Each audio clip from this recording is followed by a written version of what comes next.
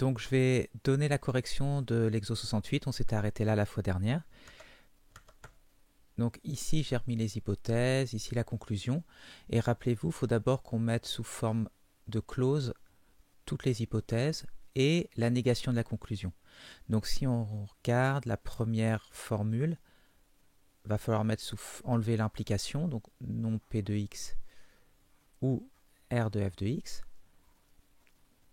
Donc c'est déjà sous forme prénexe puisque le pour tout x est devant, il n'y a pas de il existe, donc il n'y a même pas besoin de schémisation, et on va juste rendre implicite le pour tout x, donc juste l'effacer. Donc on fait pareil maintenant avec la deuxième formule, donc on va obtenir non R de x ou P de f de x. Et la négation de la conclusion, donc il ne faut pas oublier de mettre le non devant. Donc ici, le non, il va apparaître ici, donc devant tout ça.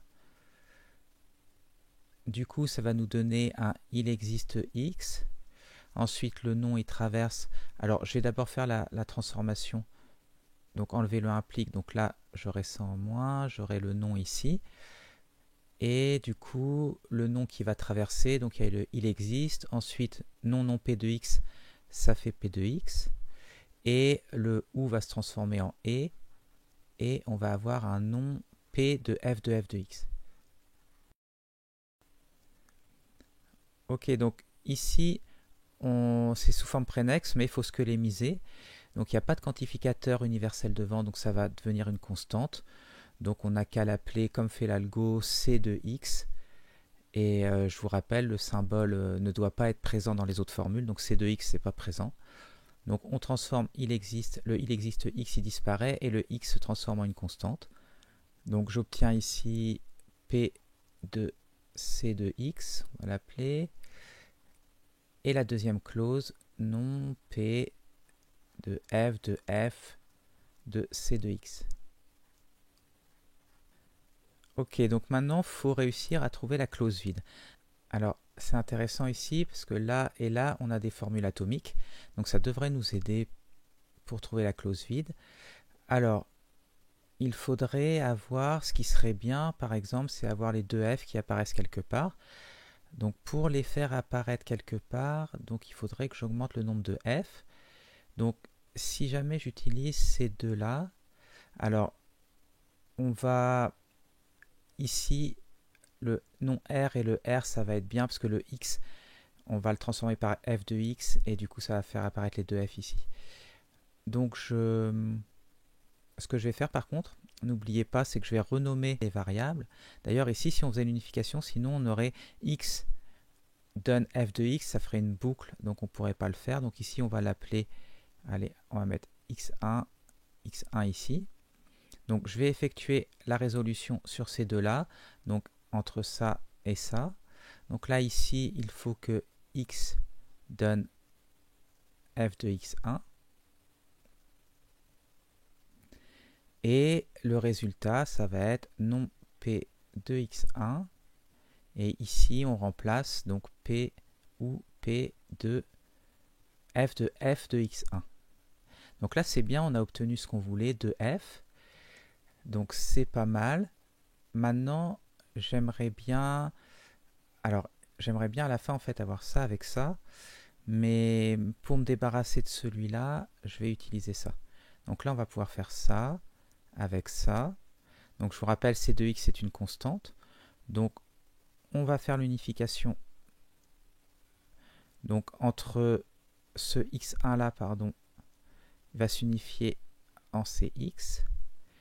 Donc voici notre unificateur le plus général. Et maintenant on remplace, du coup ça fait p de f de x1 donne cx, la constante. Donc ici on met la constante. Ou c'est tout en fait, j'ai pas de ou. Et dernière étape, là c'est gagné puisque on a avec ça et avec ça, on a la clause vide directement. Donc pour résumer, oui, on a bien la conclusion qui découle des hypothèses. Donc la conclusion est bien une conséquence valide des hypothèses. Donc là, ce qu'on vient de montrer, c'est que H, donc cette formule-là, Donc on a montré que tout x, p de x implique p de f de x est bien conséquence valide de h. Donc c'est OK. Donc maintenant, l'exercice un peu plus conséquent ici. Donc je vous rappelle, on va essayer de montrer, donc là ici on a nos hypothèses, nos 4 hypothèses, et la conclusion qui est ici. Donc on va dans un premier temps montrer ça, et ensuite on voudrait montrer, donc trouver un contre-exemple, pour montrer que on n'a pas ça, G là, donc toute cette formule là. Donc on veut montrer que G n'est pas conséquence valide de H. Donc ça c'est la deuxième. Ok, donc les hypothèses sont là, nos 4 hypothèses, et notre conclusion. Donc comme d'habitude, on va transformer toutes ces formules sous forme de clause et bien prendre la négation de la conclusion. Donc on va commencer par celle-ci. Alors ici, il y a juste à squelémiser puisqu'elle est déjà sous forme prénexe. Alors n'oubliez pas, là comme y, le il existe y est précédé par un tout x, il faut faire une fonction de x. Donc remplacer y par une fonction de x, mais une fonction qui n'existe nulle part. Donc ici on a f. Alors, donc ici on a f, il faut faire attention. Ensuite, ici on a g. Donc il faut ni prendre. Et là, on a g aussi. On n'a pas d'autre fonction, symbole de fonction. Donc là, il faut juste prendre, on va prendre h par exemple. Donc là, ce que ça va nous donner, c'est E, donc du coup de f, et c'est le y qu'il faut changer, donc x reste pareil, et y on a dit qu'on va l'appeler h de x. Donc h de x c'est bon, E c'est la constante, elle ne change pas, donc c'est bon. On a notre première formule transformée. Ici, là il faut se débarrasser du implique, donc si je me débarrasse du implique, il va y avoir un ou à la place ici. Là, ne vous trompez pas, le nom il porte sur tout ça. Donc on va bien mettre les parenthèses. Le et étant prioritaire par rapport au implique. Et voilà. Donc là, si on transforme maintenant... Alors, je ne vais pas remettre le pour tout x, pour tout y, qui vont être implicites. Il n'y a pas de il existe, donc c'est bon. Et on voit sur toutes les formules que je donne ici, de toute façon, elles sont sous forme prénexe. Donc là, c'est parti, ça va nous faire non i de xy. Cette fois-ci, par De Morgan, le et il se transforme en ou. On a aussi non i de yx et le ou e de xy. Donc on est bien ici. Maintenant là, il n'y a absolument rien à faire. Donc parfait. I de x. Ici, il suffit de remplacer ça par un ou, bien mettre le nom ici, pas se tromper. Je vous rappelle, c'est comme s'il y avait des parenthèses autour de tout ça.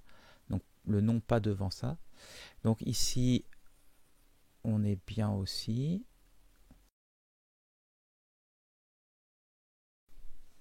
Ok, on arrive à la conclusion. Donc la conclusion, n'oubliez pas, il faut mettre un nom devant.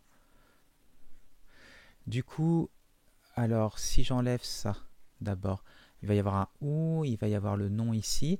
Et maintenant, je fais passer le nom. Donc ça va faire un il existe x.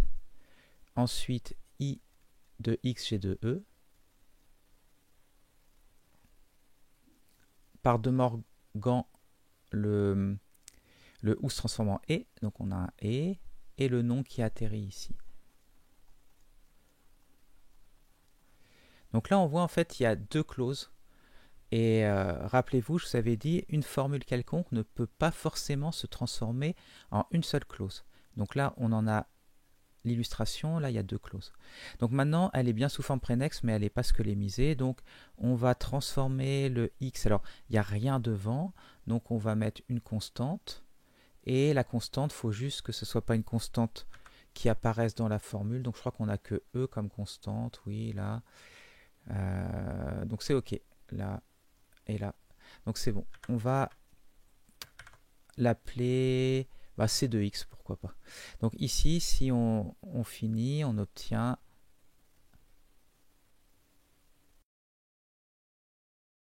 Donc on obtient ces deux clauses-là. Donc ça, c'est fini. Donc on obtient toutes ces clauses et maintenant il va falloir en déduire la clause vide. Ok, alors c'est parti. Alors quelle stratégie on peut utiliser? Alors ce que j'aime bien ici en fait, c'est qu'on a des clauses donc unitaires. Donc ça c'est pas mal normalement pour faire disparaître des choses. Donc on va voir si on peut se servir de ça. Alors est-ce qu'on peut...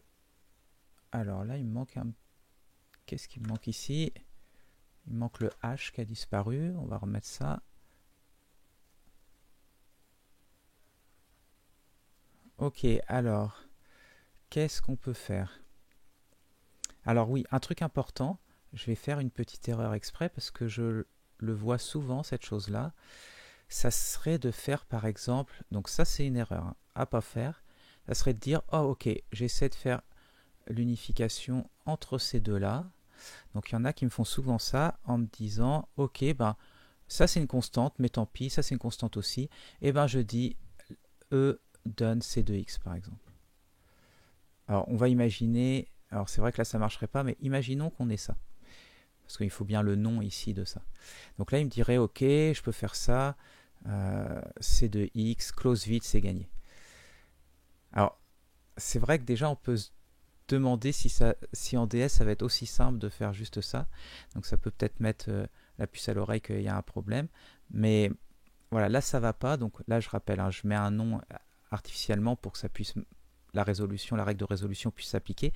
Mais ça va pas parce que il faut que ça soit une variable. Alors là ici, comme je dis E donne C2X, il faudrait que E soit une variable. Ou alors si je voulais faire dans l'autre sens en disant C2X donne E, il faudrait que C2X soit une variable. Mais là, aucun des deux éléments n'est une variable, aucun des deux termes. C'est des constantes. Donc ça, important, vous ne pouvez pas faire ça. Ça, c'est faux. Même s'il y a le nom là, ici. Bon, bien sûr, s'il n'y a pas le nom, c'est pas possible puisqu'on ne peut pas appliquer la résolution. Donc je vous rappelle, vous pourrez regarder l'algo qu'on avait vu, mais quand on essaie d'unifier, bah, les termes qui ne sont pas des variables ne s'unifient que si, par exemple pour les constantes, si c'est la même constante pour les fonctions, si je cherche à unifier f de quelque chose avec g de quelque chose, c'est pas possible parce qu'il faut que ce soit exactement le même nom ici. Ok?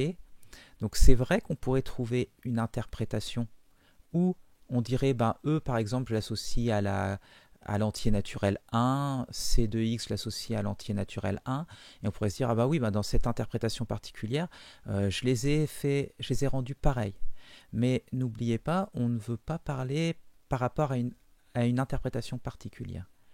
Donc ça, ce E égale C2X, ces deux constantes qui seraient égales, ce serait peut-être vrai dans une interprétation donnée, mais je pourrais trouver une interprétation où c'est pas vrai.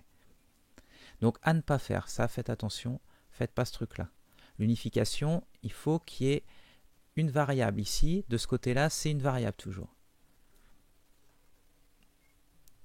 Ok, bon, ça m'explique toujours pas comment je vais faire. Donc si on essayait... Alors, par exemple, bah tiens, on a l'exemple, en fait j'avais l'exemple directement ici qui marchait pas. Je peux pas essayer de faire celui-là, là, avec celui-là. Parce que c'est vrai que le E et E, ça s'unifierait bien, il n'y a rien à faire. Mais le F, là, c'est une fonction. Et ici, j'ai une constante C, donc ça ne marche pas. Donc, dommage, là aussi, encore une fois, ça aurait été rapide. Mais c'est pas possible, ça marche pas, ça. Donc, il faut qu'on trouve autre chose. Alors, sans réfléchir trop en avance, moi, je me dirais peut-être que ces deux-là, c'est pas mal parce que je ferais disparaître, en fait, je réobtiendrai quelque chose d'unitaire. Donc, peut-être que ça va m'aider. Donc là, je vais juste un peu suivre mon heuristique. Peut-être que je vais partir dans une impasse, mais allez, on est parti, on essaye. Donc ici, je vais me dire, ok, ça, je peux utiliser la résolution. Alors, entre ça, donc entre celui-là et celui-là, et quel unificateur le plus général je vais trouver? Ben là, ici, je vais dire x doit être associé à E, à la constante E, et x... Bon, bah ça marche pas mon truc en fait. Parce que x devrait être associé à E et en même temps à G de Y. Donc là, ça voudrait dire que E doit être associé, doit être égal, s'unifier avec G de Y. E est une constante, G est une fonction, ça marche pas. Donc c'est une impasse. Donc ça commence bien. D'entrée, ça marche pas mon truc. Alors vous voyez, en fait, je viens de me faire avoir. Parce que comme j'ai pas renommé la variable x, ici, j'ai créé un lien entre les deux clauses. Donc, c'est pas faux, en fait, puisque c'est vrai que comme c'est pour tout x ici, on pourrait dire que c'est le même, mais ça m'a fait échouer, en fait, puisque j'ai créé un lien plus fort que ce que j'avais besoin de faire. Donc, si on regarde ce que je peux faire, ça peut marcher, en fait, cette chose-là, mais pour que ça marche, donc pour que je puisse faire la résolution et qu'elle soit OK, il faut que j'oublie pas de renommer. Donc, soit une des clauses. Donc ici, je vais renommer celle-là, et donc par exemple en mettant x1. Et là, en mettant x1 maintenant, qu'est-ce que ça va donner? Donc, on va avoir ici ce x-là qui va s'unifier avec la constante e, donc on va dire x donne e, et ensuite on a le x1 qui s'unifie avec g de y. Maintenant, ça va disparaître, ça va disparaître, et il va nous rester quoi? I, 2. Donc le x ici, on le substitue, on met e, et y, ben, il n'y a rien à faire, donc ça reste y. Et là, ça aurait pu marcher. Donc oui, n'oubliez pas cette histoire de renommage qui peut sinon vous faire, si vous oubliez de le faire, ça peut vous faire perdre la solution. Ok, donc ce fut un échec, mais je vais continuer avec la même idée. Et est-ce que ici ça a l'air de passer? J'ai l'impression que là ça va marcher cette fois-ci de ce côté-là. Ici j'ai bien un nom i, j'ai i. Ici j'ai une constante et une constante, mais ici je vais avoir mes variables qui vont m'aider. Donc je vais partir là-dessus. C'est vrai que je réfléchis pas trop à l'avance, mais on va voir si ma petite heuristique elle m'aide. Donc ici c'est parti. Donc là, l'unificateur le plus général, il doit associer à x, donc c de x. Donc ça va être bon. Ici, est-ce que g de y s'unifie avec g de e? Oui, si y donne e, c'est bon. Donc du coup, ça disparaît, ça disparaît. Et il ne faut pas que j'oublie d'unifier, de substituer, pardon. Donc ici, j'ai la constante x. Et y, j'ai la constante e. Donc, est-ce que avec ça, je vais m'en sortir? Alors, moi, je verrais bien, en fait, ce qui m'intéresserait, ça serait celui-là. Est-ce que je ne pourrais pas l'obtenir en conclusion ici? Si je l'obtenais ça tout seul, avec ça, ça serait parfait. Maintenant, pour l'obtenir, il faut que j'ai un c de x, ou soit ça reste une variable, ou alors j'ai un c de x qui apparaisse à la place du x ici. Et là, je viens d'avoir quelque chose qui peut peut-être m'aider, parce que si j'unifiais avec ça, si je faisais la résolution sur ces deux-là, j'aurais le x qui s'unifierait avec ces deux x, qui apparaîtrait ici. Alors, ça me semble une bonne piste, ça. Donc je vais essayer de faire ça. Alors, celui que je viens de faire ici, on va essayer avec ça. Donc là, l'unificateur le plus général, je vais, comme je disais, x l'associer à la constante x, le y à e. Donc ça disparaît, ça va disparaître, et il faut substituer maintenant. Donc là, j'obtiens nom de i. Alors le y c'est e, donc il y a un petit e qui apparaît ici.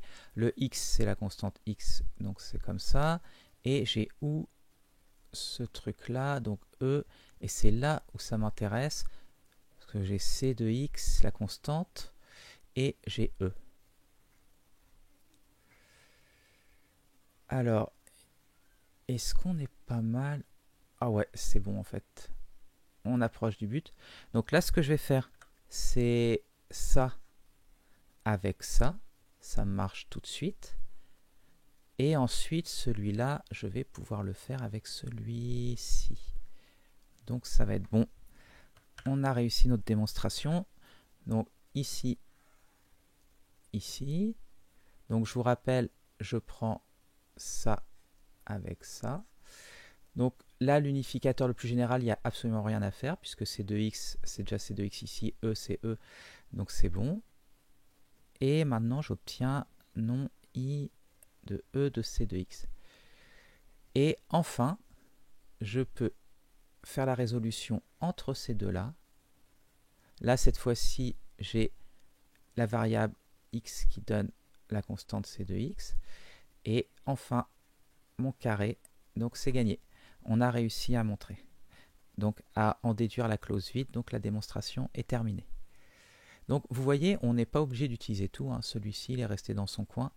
On ne s'en est pas servi. Donc, on a réussi, du coup, à démontrer. Donc, première question, c'est OK. On a bien ça. Donc, F découle bien de notre ensemble d'hypothèses. Alors, j'ai juste regardé le petit logiciel, ce qu'il aurait donné, lui. Donc voilà, on reconnaît ici nos 4 hypothèses et la conclusion ici.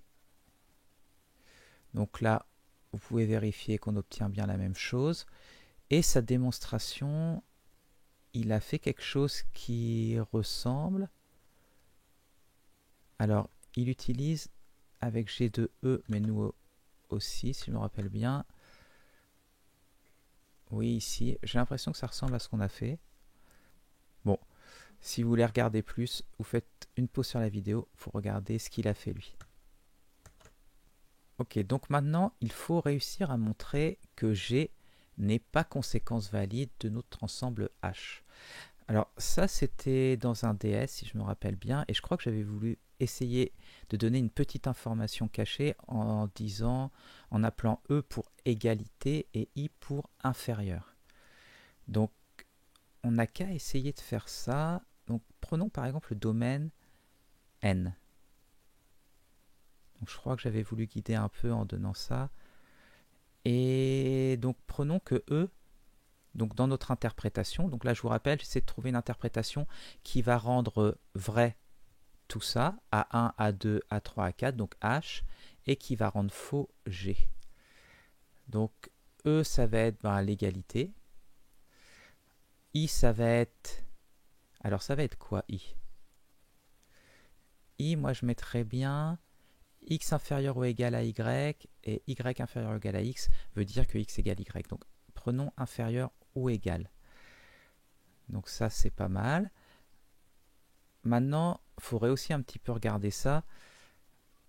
Comment réussir à... Parce qu'il faut que je montre que ça, ce soit faux pour l'interprétation. Donc si je le réécris avec ce qu'on a pour l'instant, donc ça serait x inférieur ou égal à y implique inférieur ou égal de ma fonction, donc la fonction qui prend deux arguments. Donc si on mettait... Bon, on va laisser comme ça, f de xz inférieur ou égal à f de yz. Ok, donc ça, faudrait que ce soit faux.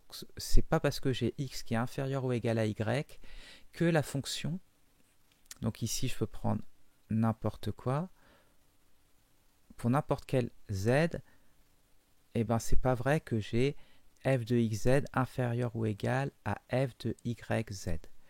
Donc là, en fait, il faut réussir à chaque fois, quand on fait ce contre-exemple, j'essaie de trouver quelque chose qui m'aide dans la conclusion, mais il faut aussi qui rende faux la conclusion, mais aussi il faut que ça marche ici. Donc, qu'est-ce qu'on pourrait faire Donc là, on a la forme générale du f qui va nous permettre de rendre faux. Il faut que c'est x inférieur ou égal à y. En appliquant f sur x et éventuellement sur un autre nombre, et pour y pareil, ce soit pas vrai, le inférieur ou égal. Alors déjà, on va essayer de revenir de ce côté-là. Peut-être que ça va nous donner des contraintes supplémentaires. Ici, est-ce que j'ai quelque chose de très fort? Ah oui, là j'ai quelque chose de très fort. Donc moi, ce que j'essaie de faire, c'est de regarder toujours les trucs qui mettent le plus de contraintes. Donc ici, si on réécrit avec i qui veut dire inférieur ou égal, j'ai pour tout x, je dois avoir e inférieur ou égal à x. Alors ça, c'est super fort. En fait, dans les antinaturels, ça y est, on a déjà contraint la constante e.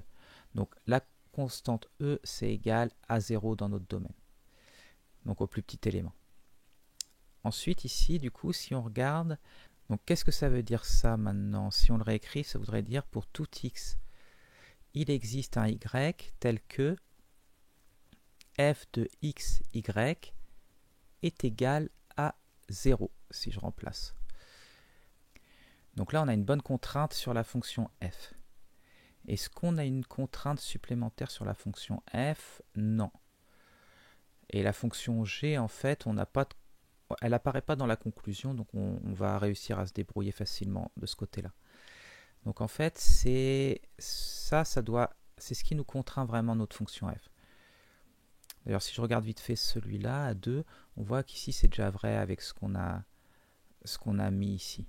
Parce qu'on a bien tout x, tout y, ça nous dit que x inférieur ou égal à y et y inférieur ou égal à x, ça implique que x égale y. Donc ça, c'est bien, ça marche bien. Alors maintenant, on revient là-dessus. C'est vraiment ce f là, faut pas se tromper. Donc la contrainte, c'est que là, je pourrais être violent et dire bah, f de toute manière, c'est la fonction constante 0. Mais ici, ça ne marcherait pas en fait, puisque ça serait toujours vrai ce truc-là. Et je veux que ce soit faux. Donc je ne peux pas mettre la fonction constante 0. Alors on peut s'en sortir en fait, puisque là on a le z. Donc on peut faire que cette fonction elle dépend de son deuxième argument. Donc j'ai une idée. Ce qu'on va faire, c'est... Donc je vais définir f ici. On n'a qu'à dire que f, on va juste vraiment faire en sorte de trouver un contre-exemple pour celui-là. Donc moi je vais dire, pour le couple 1, 2, donc comme ça là, le x était bien inférieur, je vais prendre un x qui est inférieur à y, donc je vais prendre x égale 1. Le z qui vaut 2, je vais dire que ça va donner par exemple 10. Et on va faire pour le couple, par exemple 2, 2, et bien ça va être plus petit, on va dire que ça va être 1. Et pour tous les autres, on n'a qu'à donner la fonction 0, la constante 0. Alors, est-ce que ça passe ça? Il faut vraiment qu'on regarde ce que ça marche ici. Est-ce que pour tout x, je peux trouver un y tel que ça soit 0? Donc si je donne un x, alors si je donne 1, bah 2 ça ne marcherait pas, mais je peux prendre ce que je veux. Donc ici, je mets par exemple 4 et ça marchera, ça donnera 0. Pour x égale 2, pareil, je peux prendre par exemple avec 4, 2,4, ça tombera dans ce cas-là et ça donnera 0. Donc ça marche. Et maintenant, donc là je pense qu'on a assez gagné. On va voir est-ce que ça peut être faux. Donc n'oubliez pas, on a les pour tout x, pour tout y, pour tout z. Donc il suffit d'en trouver un triplé qui ne marche pas et c'est gagné pour nous. Donc là, on va faire ce qu'on avait dit là. Donc on va prendre x vaut 1, y vaut 2, et pour z égale 2, donc j'obtiens ici 1, 2, le couple 1, 2. Ici, j'obtiens le couple 2, 2. Et f de 1, 2, c'est 10. Donc ça, c'est 10. Et f de 2, 2, c'est 1. Donc c'est 1. Et ça, c'est faux. Donc j'ai bien montré que, voilà, là j'ai bien un contre-exemple. 1, 2 et 2 pour z. Donc le triplé 1, 2 et 2, ça rend faux ce truc-là. Donc j'ai un contre-exemple. Super. Donc maintenant, il nous reste quand même un peu de boulot puisqu'on doit regarder ces deux dernières que je n'avais pas regardées. Donc il nous reste à trouver la fonction g. Alors vu qu'on a la liberté pour la fonction g, j'espère qu'on va s'en sortir. Alors non, ici je suis bête. Celui-là c'était pour la question de tout à l'heure. Donc on n'a plus que le A4 en fait à regarder, donc encore plus simple. Donc on doit, si je le réécris là, on a pour tout x, tout y. Alors i c'est inférieur, donc x inférieur ou égal à g de y. Ça implique quoi? Donc ça implique que x est inférieur ou égal à y. Donc il faut qu'on trouve, là c'est simple en fait, puisque pour pas s'embêter, on peut dire que g c'est l'identité. Donc maintenant notre fonction g, ce serait x donne x. Et là c'est bon, puisque si x inférieur ou égal y, ça implique bien que x inférieur ou égal à y. Donc on a notre contre-exemple. Donc voilà, l'idée c'est, pour résumer, j'essaie de prendre un domaine. Alors normalement, moi j'essaie de prendre un domaine normalement où il y a peu d'éléments, mais là, comme j'ai reconnu le égal, le inférieur, ça marchait pour ce cas-là, pour ce cas-là. Et celui-là, c'était facile dans n. Donc, je suis plutôt parti sur n. Mais bon, voilà. Là, ici, ça a bien marché. Et après, l'idée, c'est de se dire, il faut vraiment que je trouve un contre-exemple. Donc, la conclusion doit être fausse ici. Donc, ça me donne pas mal de contraintes, normalement. Et après, je jongle entre les deux, en fait, en me disant, ok, ça me donne cette contrainte-là, donc je la réexprime par là, je regarde, il faut quand même que chacune des hypothèses soit vraie, donc ça me redonne des contraintes, etc. On va maintenant juste, voilà, décrire, donc des exercices, vous en aurez dans les DS, dans les annales de DS, et du coup, vous pourrez vous entraîner sur ce genre d'exercice. Ce que je fais souvent apparaître, en fait, bon, tout le temps, en fait, il y a ce type d'exercice. Avec, je dois d'abord montrer que des hypothèses, je peux en déduire la conclusion, donc avec le système de résolution, ce qu'on vient de faire. Et pas tout le temps, mais des fois, je montre justement de dire, bah non, G n'est pas conséquence valide, donc il faut trouver un contre-exemple. Ok, alors, si vous vous rappelez, je vous avais dit que le système qu'on avait utilisé, il était simplifié. Mais que, de toute manière, dans les exos que je vous donnerai, ça sera toujours la version simplifiée marchera. Alors maintenant, je vous dis pourquoi, là, c'est vraiment le système dans sa totalité. La règle d'inférence, du coup, elle n'est pas complète. Alors, en essayant de vous expliquer la solution du problème qui est dans deux transparents, donc dans le transparent 213, je me suis rendu compte en fait que ça, oui, on peut le résoudre en fait avec la version simplifiée de la résolution que je vous avais donnée. Alors, je vais vous donner un autre exemple où c'est pas possible avec la version simplifiée, mais vous pouvez faire une pause sur la vidéo et essayer de me trouver la clause vide à partir de cet ensemble-là, du coup avec la règle qu'on a utilisée jusqu'à maintenant. Donc alors, si on regarde, ici, je vais écrire P de X ou P de Y, et là, j'ai non P de Z ou non P de T. Ok, donc je peux faire une résolution entre ces deux-là, et on n'a qu'à dire que ici, on fait ça avec ça. Donc là, on aurait l'unificateur le plus général, ça serait X donne Z. Et on obtiendrait quoi? P de Y ou non P de T. Maintenant, qu'est-ce qu'on pourrait faire? En fait, ce que je pourrais faire, c'est utiliser la résolution donc, entre celle-là et celle-là, et sur quoi je veux faire réapparaître un Y en fait. Donc entre ça et ça. Donc ça nous donne quoi? Ça va dire X, l'unificateur le plus général, c'est X donne T. Et ça disparaît, ça disparaît. Et donc j'ai P de Y ou P de Y, mais on a vu qu'on simplifiait les doublons. Donc j'ai P de Y. Et maintenant qu'il est tout seul, ça va être gagné, puisque je peux faire par exemple celui-là, donc celui-ci avec ça. On va obtenir non P de T. Donc là, ici, l'unificateur, ça serait par exemple que Z donne Y ou Y donne Z. Ça serait pareil. Donc mettons par exemple Y donne Z. Et maintenant que j'ai non P de T, ce que je peux faire, c'est du coup celui-là avec celui-là. Et cette fois-ci avec Y donne T. Et c'est la clause vide. Donc oui, ça c'est une erreur. Cet ensemble-là est encore faisable avec notre règle simplifiée. Donc je vais vous donner un exemple où c'est pas possible du coup.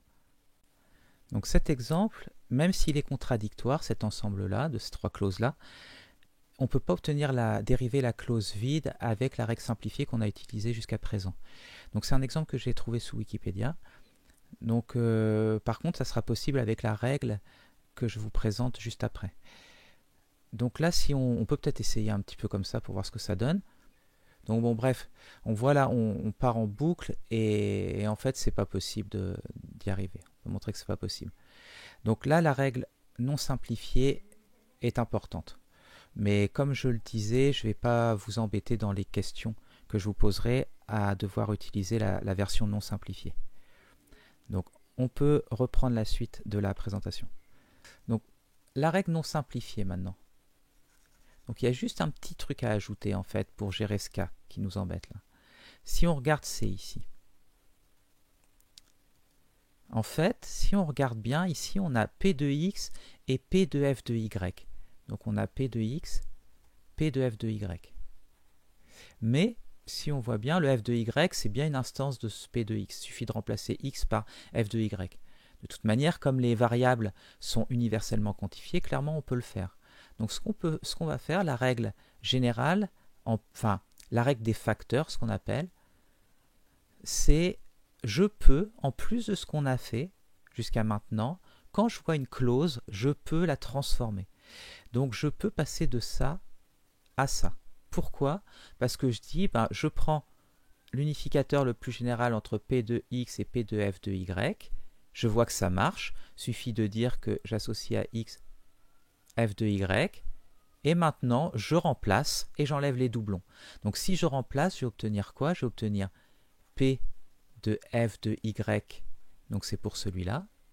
Ici, ça ne change pas, ou P de F de Y, et là je remplace le X par F de Y, et donc j'ai ou non Q de F de Y. Hop et hop. Et si vous remarquez, maintenant il y a des doublons, donc il y a ces deux-là,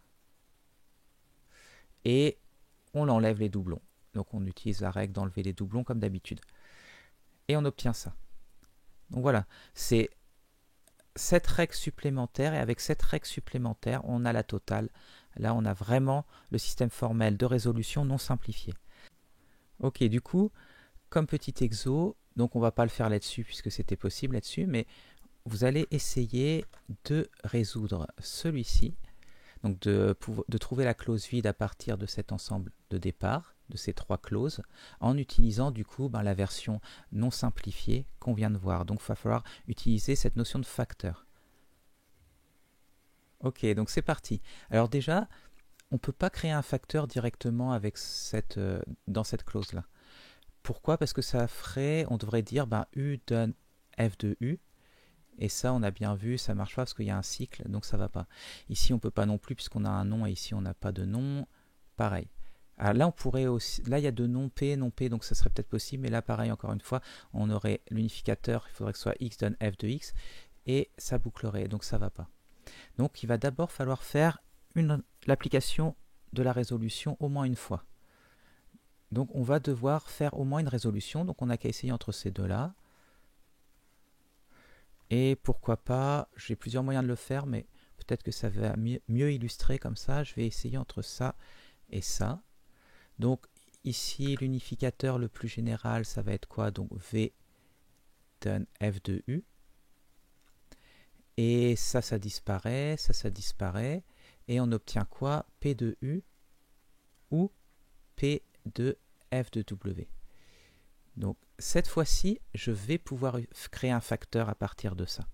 Puisque là, j'ai bien, donc on va mettre ça comme ça. Ici, si je mets U donne F de W, j'obtiens quoi?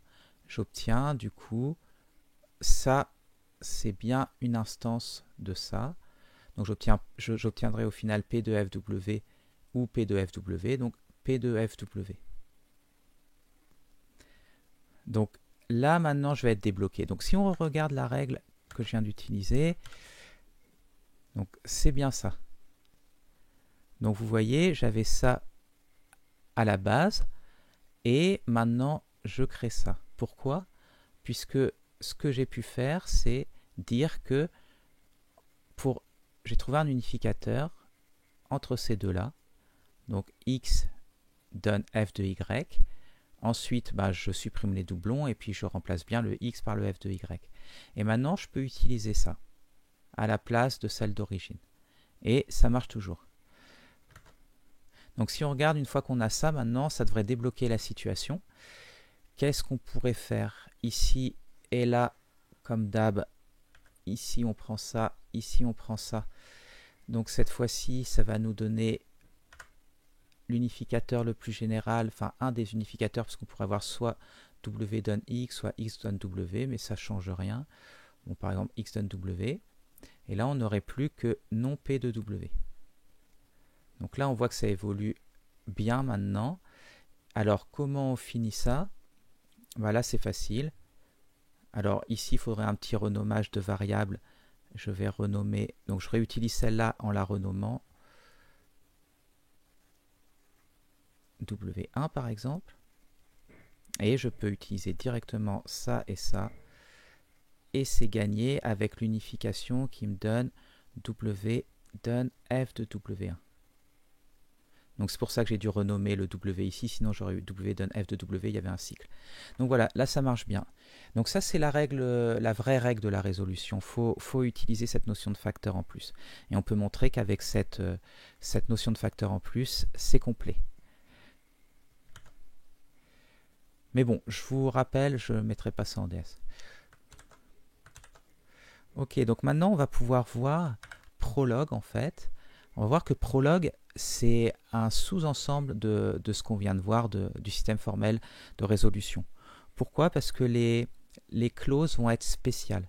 Donc je vous remontre ici, on a un programme Prolog. Donc ici on a des faits. Ici on a une règle. Donc en Prolog, il faut bien voir que ce petit symbole-là, c'est comme ça. C'est dans ce sens-là, c'est l'implication dans ce sens-là. Donc là, ici, on aurait l'implication dans ce sens-là. Et les virgules, c'est comme des « et ».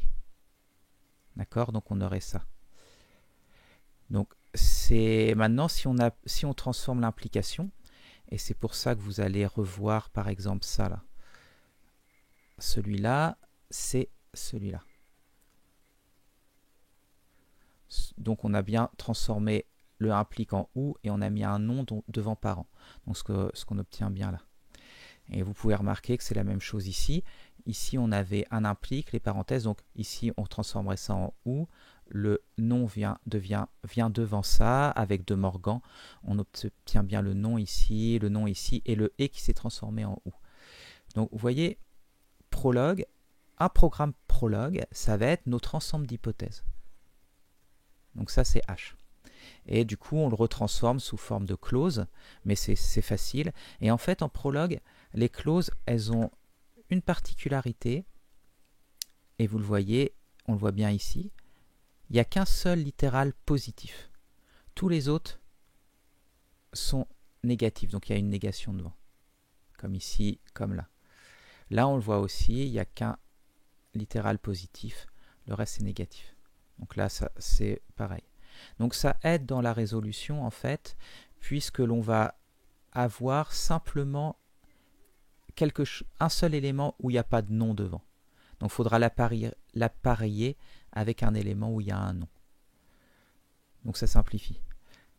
Par contre, en fait, on ne peut pas avoir du coup des mix. On ne peut pas avoir prédicat ou nom quelque chose ou R, donc on ne peut pas en avoir deux de positifs. Donc c'est restreint par rapport à ce qu'on vient de voir, par rapport au système formel de résolution dans sa généralité.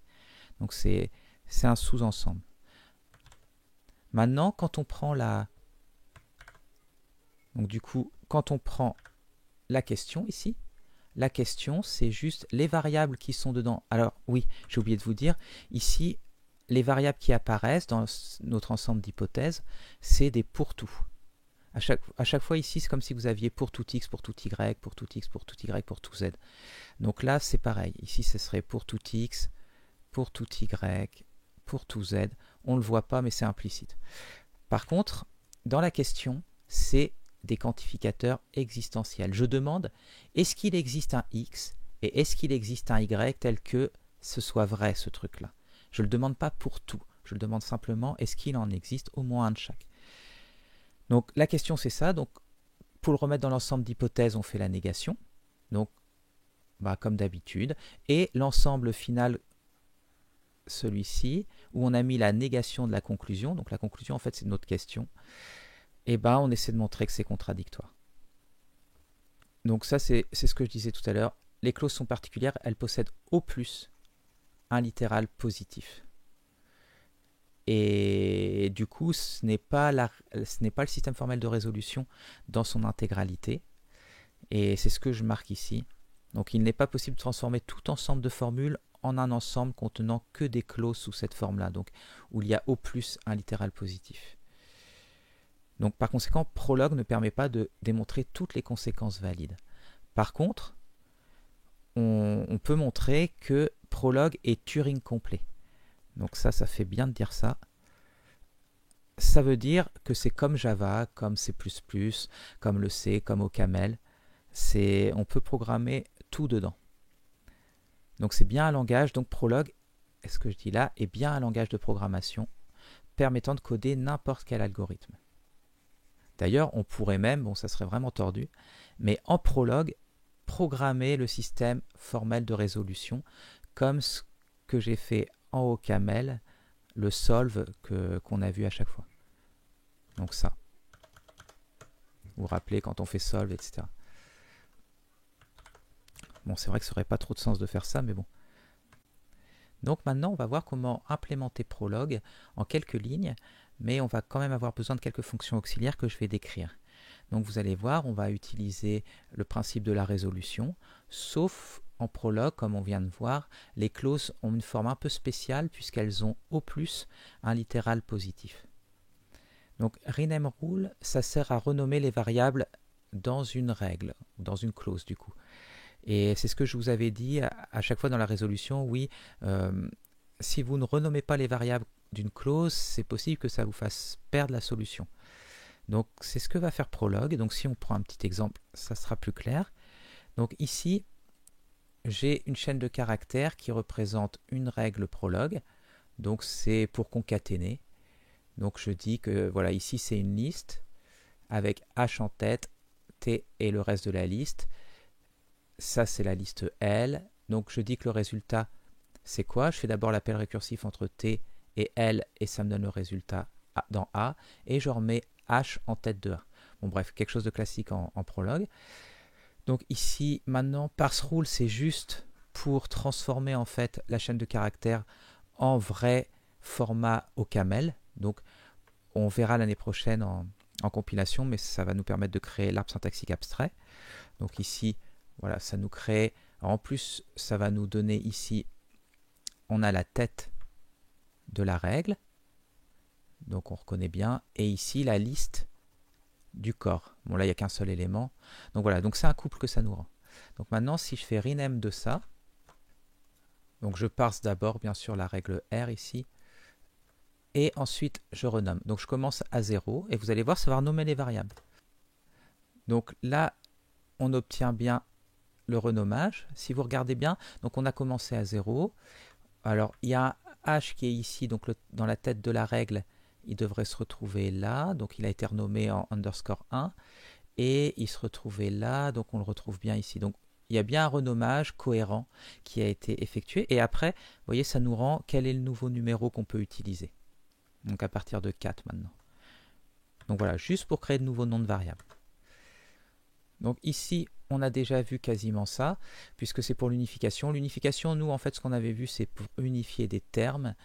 Et ici, ça va nous permettre d'unifier les littéraux, positifs ou négatifs. Donc ici, on a un atome, donc un prédicat. Donc ici, on va regarder, en fait, on va se servir du unify qu'on avait fait. Donc bien sûr, ici, ça, c'est l'environnement qui va être mis à jour avec ça, par ça. Donc on le passe. Ça, c'était notre unify pour les termes.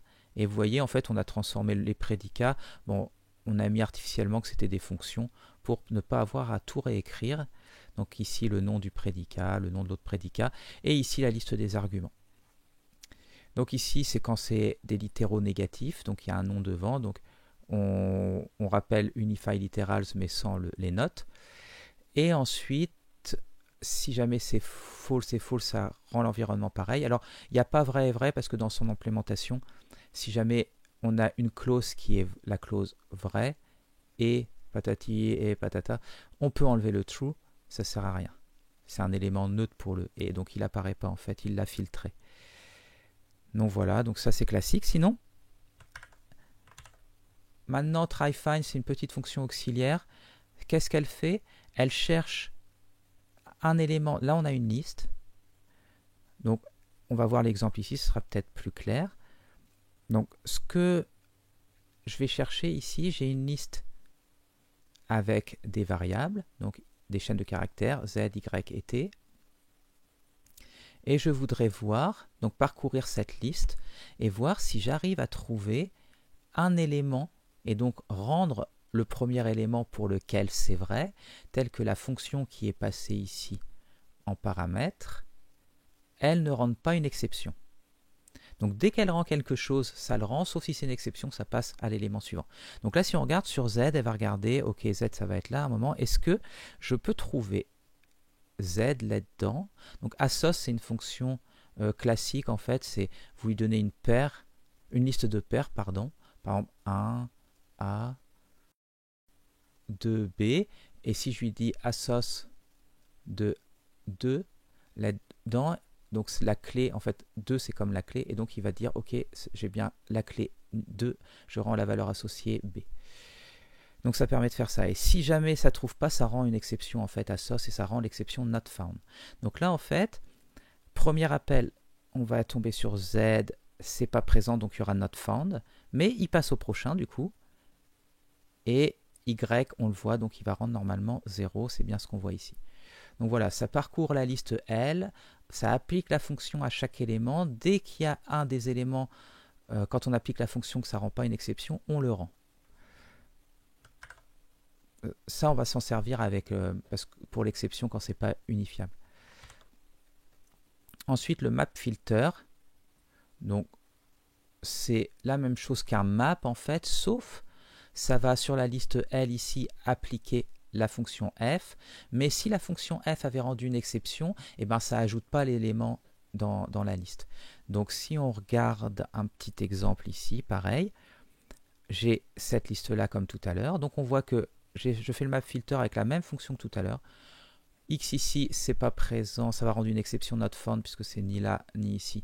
Donc il ne va pas normalement apparaître de f de x puisque c'est pas possible. Ensuite, pour le y, c'est possible. Donc, on a bien le 0 qui est là. Donc, on voit que le x, en fait, ça a disparu puisqu'on ne pouvait pas faire d'association. Le f ne marchait pas, rendait une exception. Et ensuite, pour le t ici, ben oui, il est présent. Donc, on voit bien la valeur ici. Ok, alors, ça, je ne décris pas, mais c'est ce qu'on a vu. Enfin, oui, on l'a vu, en fait, ici. C'est pour passer, en fait, d'une chaîne de caractères. Donc, par exemple, celle-ci. Donc là, on écrirait notre règle comme on écrirait dans un éditeur Prolog. Et quand on fait un parse dessus, ça nous le transforme bien en quelque chose de OCaml qu'on va pouvoir, un type OCaml qu'on va pouvoir analyser dans le programme. Donc on passe de la chaîne de caractères.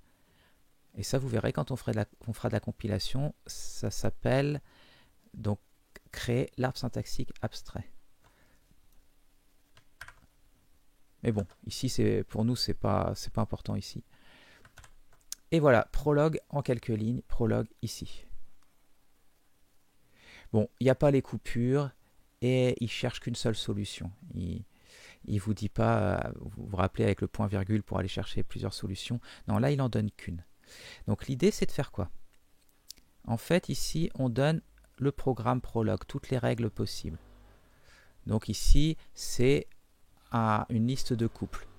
Donc par exemple, on aurait une liste comme ça, ou ici, donc on a des couples, on a le corps, donc je sais pas, je vais mettre un peu n'importe quoi, mais imaginons P2, ici P3, P4, et ici on aurait la tête, donc on peut l'appeler P1 par exemple, et on aurait tous les éléments du programme, donc on continuerait. Ici par exemple, on a Q1, enfin Q2, pourquoi pas, Q3, et on aurait la tête, par exemple Q1, etc., etc., etc. Ici, ça va être, alors c'est un N, alors en Prolog on n'aurait pas ça, mais là c'est pour dire, bon ok, si la récursion est trop profonde, j'abandonne la recherche dans cette branche-là.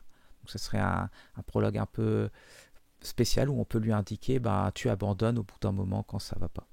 Bon, bien sûr, si là vous voyez qu'il l'appelle avec -1, donc il tombera jamais sur n égale 0, donc là il abandonnera jamais. Parce qu'ici on fait un n-1, donc si on est déjà à -1 au départ, on ne retombera jamais sur 0. Ce cas-là, c'est pour renommer les règles, comme on avait vu. Ça, c'est l'environnement. Donc au départ, l'environnement, il n'y a rien dedans. Donc c'est toutes les unifications qu'on a dû faire.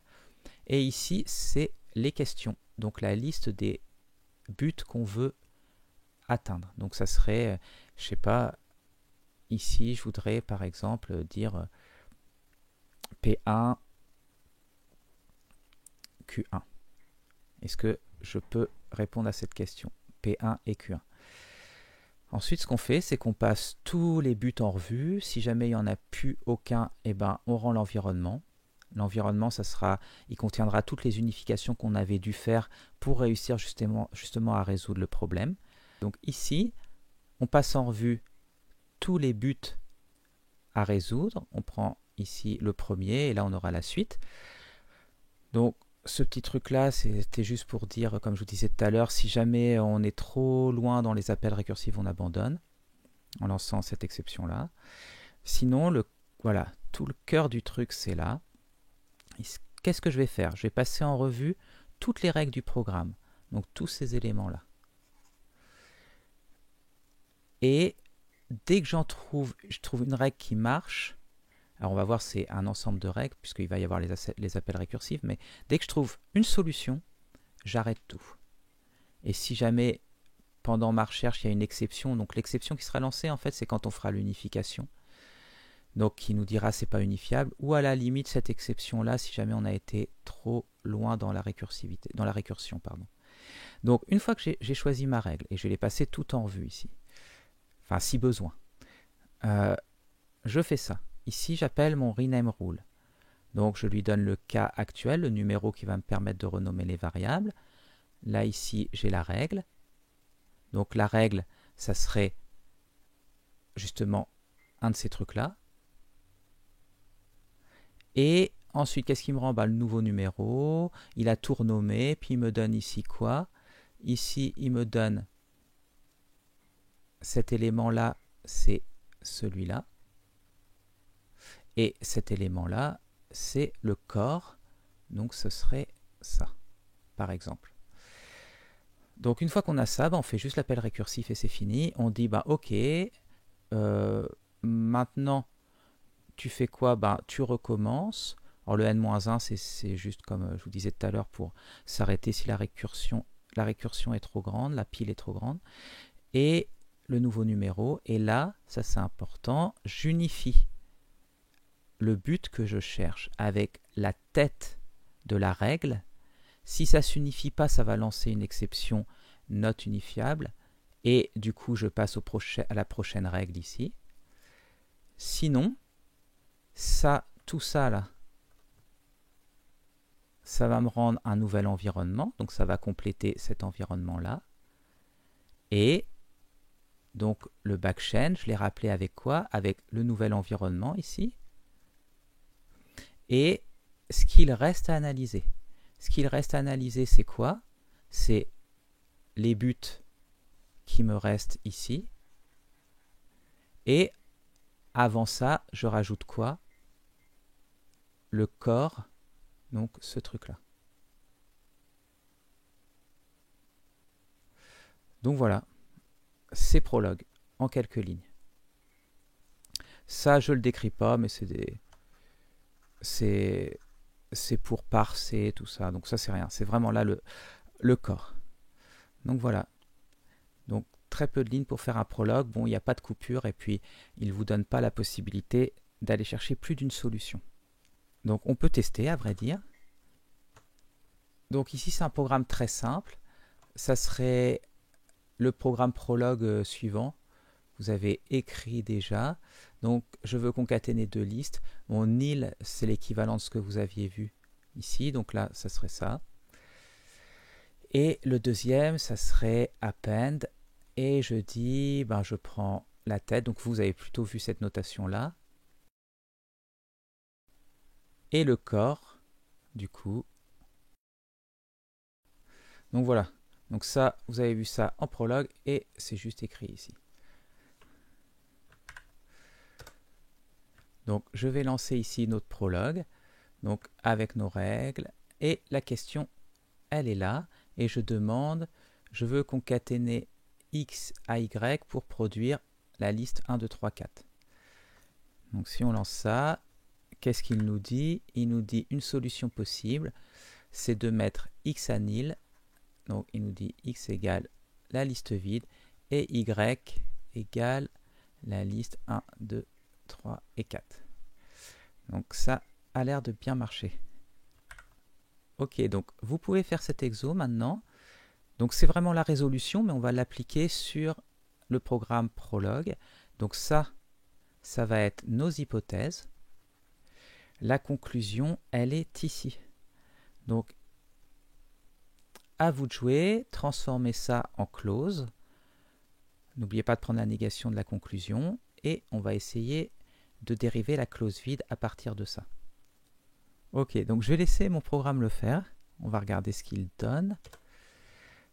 Alors, ici, on a bien nos hypothèses. Donc notre programme, en fait, il est là. Tout ça, c'est notre programme. Donc on reconnaît bien ce qui est ici.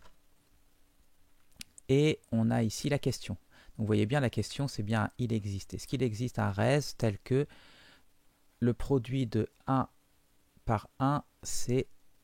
qu'est-ce que ça donne en fait? Et c'est de me trouver l'instanciation qui fera que ça marche. Donc les différentes transformations, en fait, c'est... Donc c'est pas dans le même ordre, mais la négation de la conclusion, on devrait trouver juste donc le nom de tout ça, ça va faire un pourtourès non prod. Donc c'est celui qu'on trouve ici. Donc celui-là, c'est OK. Ensuite, on devrait trouver aussi un add0xx, c'est celui-ci. Ensuite, on a ça, donc là, il y a une petite transformation à faire. Donc là, il y aurait le ou, il y aurait le nom. Donc on devrait trouver... Donc, et puis, il n'y a pas de... On est directement dans la bonne forme, il n'y a pas besoin de squelémiser. Donc c'est sous forme de prénex et tout. Donc là, est-ce qu'on retrouve ça? Ça m'a l'air d'être celui-là. Oui, c'est bien celui-là. Donc on a celui-là, c'est bon. Il nous reste celui-là, il est là. Il n'y avait rien à faire non plus. Et le dernier, du coup, ici, on a mis un ou. On a mis le nom devant tout ça, avec les parenthèses. Donc en utilisant De Morgan, on a bien ça et ça. Donc c'est bon, la transformation est faite. Alors comment fait le programme? Le programme, pour arriver, donc là c'est bien puisqu'il a bien ça avec ça, ça marche bien. Il suffit de dire quoi? L'unificateur, ça serait y de yz, comme il l'a appelé, ça devrait donner 0. Donc ça c'est bon. Et on devrait avoir x qui donne s de 0. Donc on va terminer en regardant celui-ci. Donc on applique la résolution entre ça et ça. Le x qui est là, il s'unifie bien avec ça et il devrait être remplacé là, donc on le voit bien là. C'est OK. Après ici, on voit que ça doit être la même chose. Ça va s'unifier avec celui-là. X va s'unifier avec ce Y, ce X là avec ce Z là. Du coup, ça veut dire que le Y et le Z doivent avoir la même valeur. Est-ce qu'on trouve bien ça? Donc celui-là et celui-là devraient avoir la même valeur. Donc on voit, oui, c'est bien le cas. Donc c'est OK. Et puis vous pouvez faire la même chose pour ça. OK, donc on a fini le cours en fait. Donc en conclusion, qu'est-ce qu'on a vu? Donc on a vu comment automatiser les démonstrations. Et donc grâce au système formel de résolution, c'est celui qu'on a utilisé. Alors Kurt Gödel a montré quelque chose de super important. Il a montré en fait qu'il y avait équivalence, donc équivalence entre les démonstrations et les conséquences valides. Donc ça c'est super important pour les prédicats parce qu'on a vu que pour montrer qu'une conséquence valide est vraie, il faut que ce soit vrai dans n'importe quelle interprétation. Et il y en a une infinité. Donc là, grâce à la résolution, on a fait une preuve et on peut faire ça de manière finie.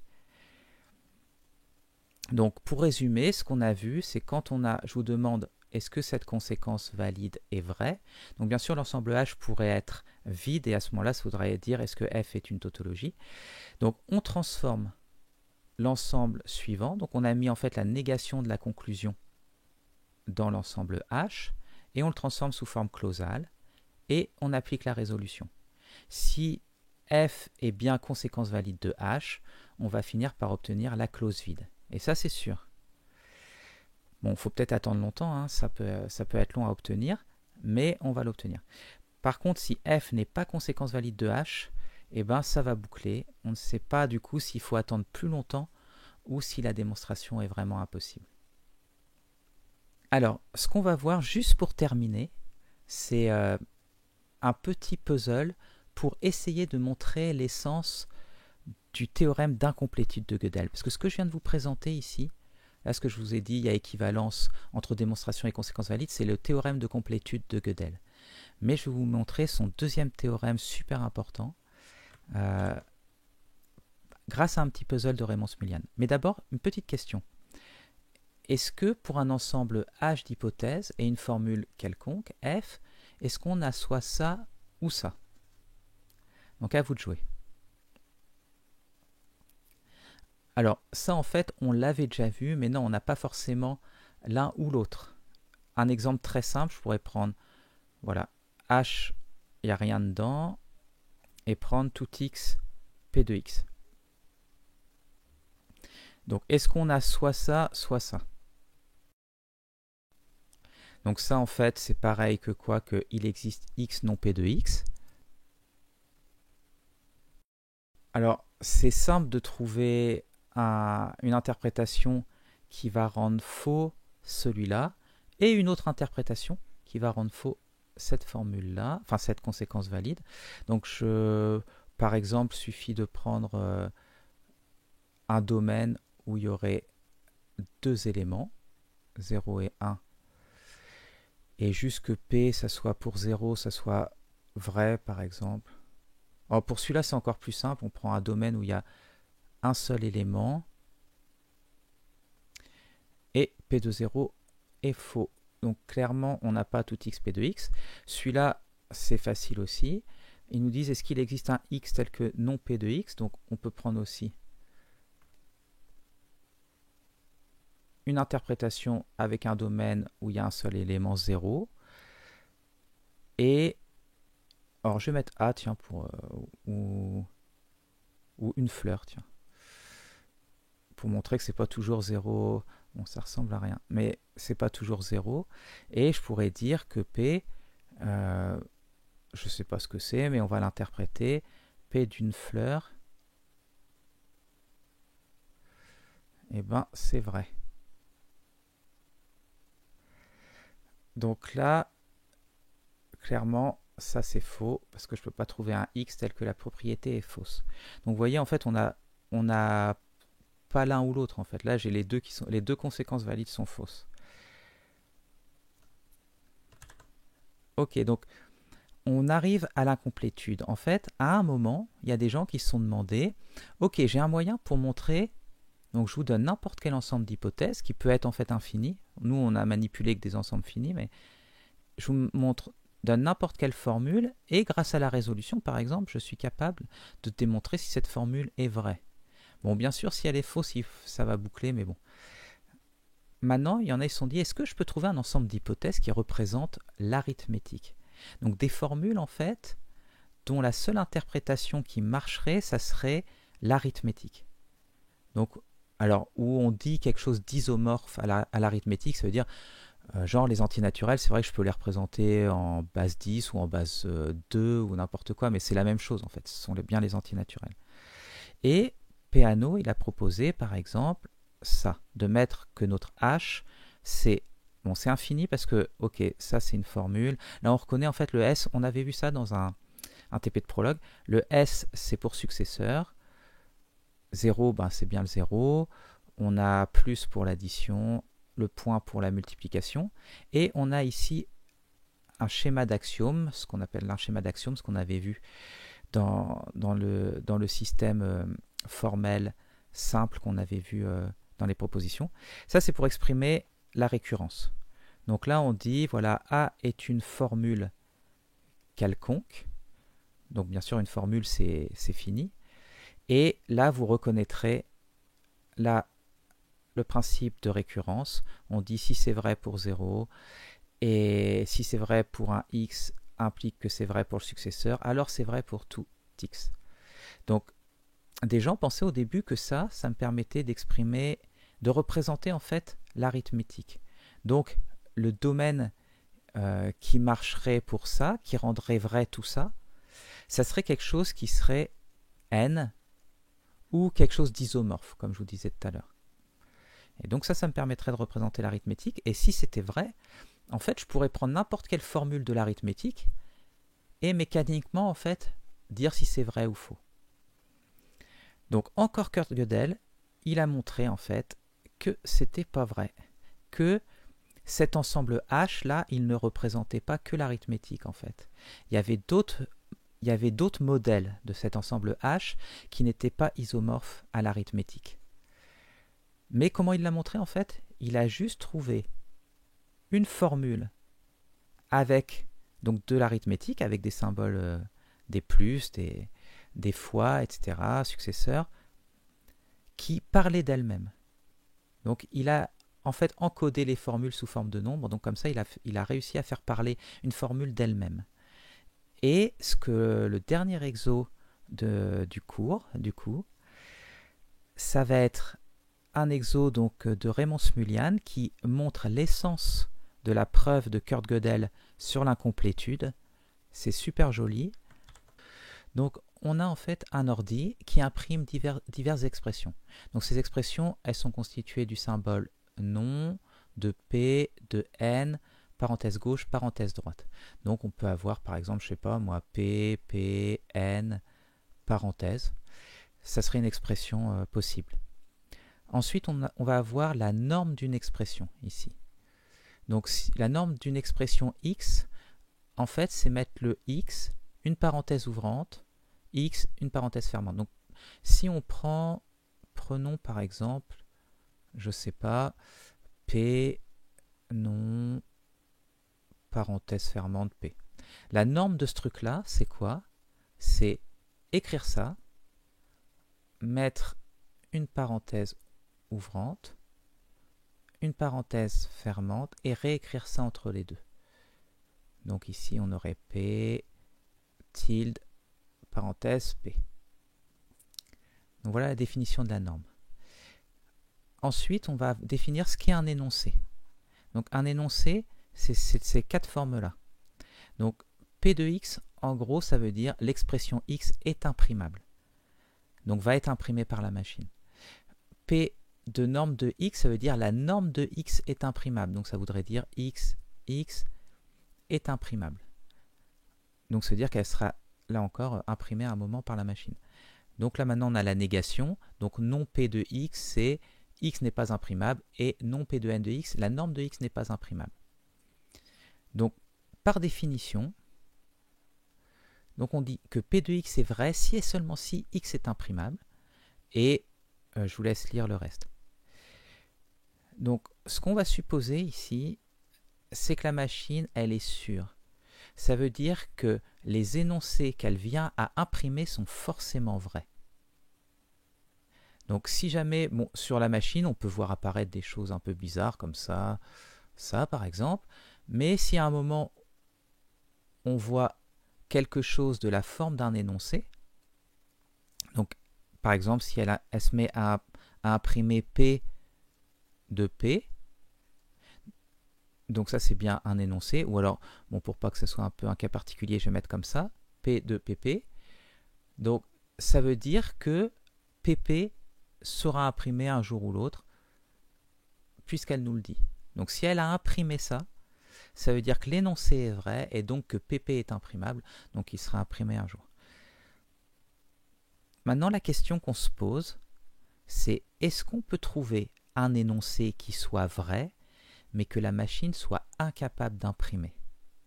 Donc à vous de jouer pour trouver ça. Et en fait, vous allez voir que vous allez un peu faire comme Gödel, vous allez devoir trouver un énoncé qui parle de lui-même. Ok, alors comme je vous disais, il faut un énoncé qui parle de lui-même. Donc pour ce faire, il faut utiliser la norme. C'est elle qui permet de remettre l'expression en fait, donc avec des parenthèses, mais on peut, c'est le point de départ pour reparler de soi-même. Donc l'énoncé, c'est le suivant. Non P de N, non P de N. Alors on va regarder ce qu'il dit celui-là. Il dit que la norme de ce qui est là, à l'intérieur, là, n'est pas imprimable. Mais c'est quoi la norme de non P de N? Donc on met non P N, parenthèse, et on remet non PN. Mais c'est exactement en fait ça. Donc là, en fait, on a trouvé un énoncé qui dit « je ne suis pas imprimable ». Donc on a trouvé un énoncé qui parle de lui-même. Donc maintenant, est-ce qu'il est vrai cet énoncé? Donc si cet énoncé est vrai, donc il dit qu'il n'est pas imprimable, donc on a bien trouvé un énoncé vrai qui n'est pas imprimable. Donc maintenant, si cet énoncé est faux, qu'est-ce qu'il dit? Il dit « je ne suis pas imprimable ». Donc puisque c'est faux, ça veut dire qu'il est imprimable. Donc il va être imprimé à un moment par la machine. Mais on a vu que la machine, elle est sûre. Donc ce qu'on définissait ici. Et que les énoncés qu'elle imprime sont vrais. Donc ça veut dire que, donc je répète, si je dis je ne suis pas imprimable est faux, ça veut dire que je suis imprimable. Donc ça, c'est imprimable, donc ça va être imprimé par la machine. Mais si elle l'imprime, vu que c'est un énoncé, c'est vrai. Donc on a une contradiction. Donc on a trouvé en fait cet énoncé-là. Il est vrai, mais la machine ne peut pas l'imprimer. Donc si on revient à Gödel maintenant, lui, il a du coup trouvé, comme notre formule non P de N, non P de N, une formule F, qu'on va appeler F de G, qui dit « je ne suis pas démontrable » donc à partir de ça. Donc je vous rappelle, H c'est un ensemble de formules, donc infini dénombrable à cause du 7, là, de cet item 7 là, mais même s'il est infini, on voit qu'on peut reconnaître toutes les formules qui appartiennent à cet ensemble H. On reconnaît bien la forme de la récurrence. Donc lui, Gödel, il a dit, voilà, j'ai une formule F de G qui dit je ne suis pas démontrable à partir de ça. Or, cette formule-là, en fait, c'est une formule de l'arithmétique et elle est vraie, comme notre non P de N, non P de N. Donc, si H représente bien l'arithmétique, eh ben, cette conséquence valide est vraie. Or, si cette conséquence valide est vraie, on a si et seulement si, F se démontre à partir de H. F de G se démontre à partir de H. Donc ça, c'est pas possible, c'est contradictoire. Donc ça veut dire qu'on n'a pas ça non plus. Donc ça veut dire, en fait, comme F de G est bien une formule de l'arithmétique, on a H qui a des modèles qui ne sont pas l'arithmétique. Sinon, on aurait forcément ça. Ok, donc on a terminé maintenant le cours de logique, et si vous avez des questions, n'hésitez pas sur Discord.